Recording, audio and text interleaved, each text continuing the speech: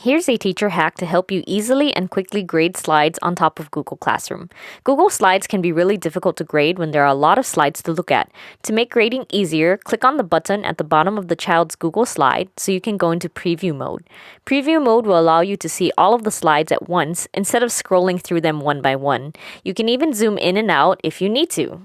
And I don't know about you, but after having to look at so many slides at once can be really tiring and time-consuming on top of my end of being a teacher. So hopefully, this hack will help your grading processes to go a little more smoothly the next time that you're using Google Slides, especially if you're going to be assigning a lot of work to your students and you need to be checking a lot of their content before submitting your grades. Another effective method to grading Google Slides would be to use this alternative preview mode. First, go to Google Classroom and click on the class folder, which contains all of the work the students have been doing for that classroom. Once you find the folder you are looking for, open it up and you will see all of your students' digital copies of their work that you have been assigning to them. When you want to view the student's assignment, right-click on your mouse to open a small menu and you will see the word Preview with an eyeball at the top of this menu.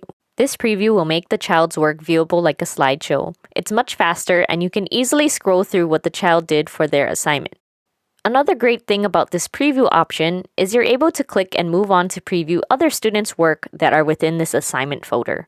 This is so much easier than having to open and close a bunch of digital slideshows when you can just preview them in a snap. Lastly, this preview method also works with Google Documents as well, so you don't even have to worry about opening one up in the future. I hope that these different hacks really helped you out a lot and made your grading processes easier and much more effective as a teacher.